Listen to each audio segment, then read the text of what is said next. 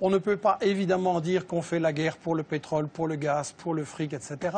Donc il faut travailler l'opinion publique. Premièrement, en cachant les intérêts, et je m'excuse, la question de la Syrie, c'est très simple.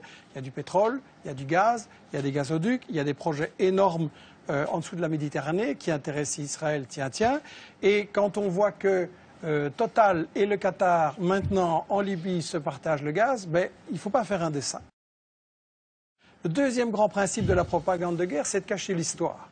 Et la France se pose en donneuse la France d'en haut se pose en donneuse de leçons. Il ne faudrait quand même pas oublier que le colonialisme français a bombardé les Syriens en 1945 pour les empêcher d'acquérir leur indépendance, a pratiqué et organisé la division de la Syrie, notamment sur des bases religieuses, et puis que toute l'histoire de la Syrie, depuis qu'elle a résisté à Israël, ça a été le travail des États-Unis et d'Israël pour affaiblir et briser la Syrie.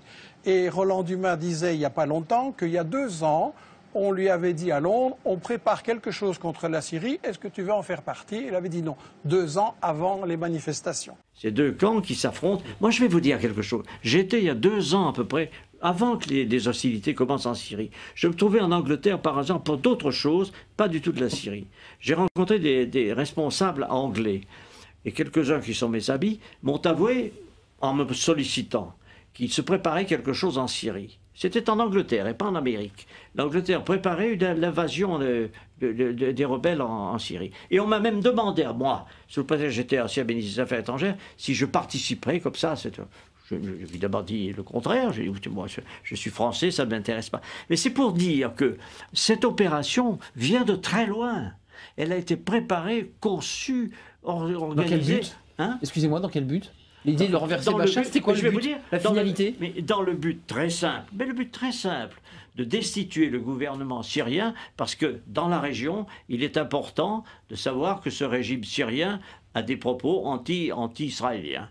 Et que par conséquent, tout ce qui bouge dans la région autour, moi j'ai la confidence du Premier ministre israélien qui remonte très longtemps, qui m'avait dit on essaiera de s'entendre avec le Premier ministre, avec les États autour. Et ceux qui ne s'entendront pas, on les abattra. C'est une politique, c'est une conception de l'histoire. Pourquoi pas, après tout? Mais il faut le savoir.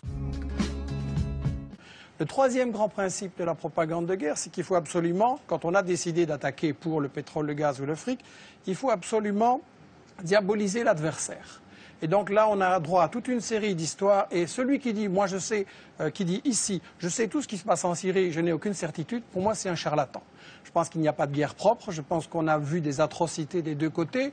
Et je pense que quand on se réclame de la justice, dire avant toute enquête, je sais qu'il va falloir faire quelque chose et je sais qui est coupable, c'est pas sérieux. Un tribunal qui jugerait comme ça ne serait pas accepté.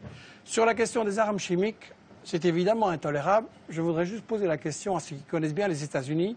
Quel est le pays dans l'histoire qui a le plus utilisé des armes chimiques, biologiques et bactériologiques? Sinon les États-Unis, avec 250 kilos d'armes chimiques balancées sur le Vietnam et maintenant encore des bébés qui naissent comme des monstres. Et dans toute une série d'autres pays.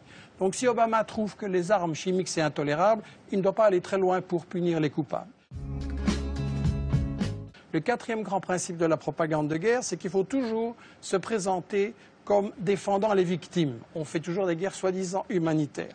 Mais là, la mèche a été vendue hier ou avant-hier, je ne sais plus, par Bernard Kouchner, qui est un pro-interventionniste, et qui a dit devant une télé française, bien sûr que le but c'est de renverser Bachar el-Assad, mais il faut un habillage diplomatique. Ça veut dire qu'on n'est pas là pour défendre les Syriens, parce qu'en réalité c'est une guerre qui a été provoquée par les États-Unis et leurs alliés dès le départ, comme Roland Dumas l'a dit. On n'est pas là pour protéger les victimes et pour les empêcher. Au contraire, on veut qu'il y en ait plus pour avoir un prétexte d'intervenir. Et je tiens à rectifier les mensonges qui ont été dits. Le gouvernement syrien est parfaitement d'accord de négocier. Et ce sont les États-Unis, la France et le Qatar qui ont dit non, on ne négocie pas, on veut gagner militairement sur le terrain. C'est-à-dire que Bachar el-Assad a dit qu'il voulait bien négocier. Oui, tout à fait. Et le cinquième et dernier principe de la propagande de guerre, très brièvement, c'est qu'il faut monopoliser le débat et empêcher les opinions adverses. Et donc, on a dans les médias français un alignement sur cette propagande que vous avez montrée là au début. Et quand M. Hérault s'amène en disant j'ai la preuve sur les armes chimiques et qui commence par répéter dans son discours pendant des minutes et des minutes tout ce que tout le monde sait et que personne ne nie, et puis qu'à la fin il dit les services secrets m'ont dit que c'est Bachar, il n'y a aucun journaliste pour dire oui mais les preuves un peu sérieuses s'il vous plaît. Et donc quand on voit des gens comme Fabius, comme Bernard-Henri Lévy, comme Hérault ou BHL, qui viennent avoir le courage de bombarder, mais pas le courage de débattre devant des gens qui connaissent le dossier et qui ont les arguments contraires, il faut quand même beaucoup se poser la question. Et j'insiste sur cette question des 5 principes de la propagande de guerre, parce que, et ce sera ma conclusion, l'année prochaine, vous risquez peut-être de m'inviter sur l'Iran, ou sur l'Algérie, ou sur le Venezuela, ou le Congo, ou l'Érythrée, ou le Zimbabwe, et ça va être chaque fois la même comédie, chaque fois avec les mêmes arguments.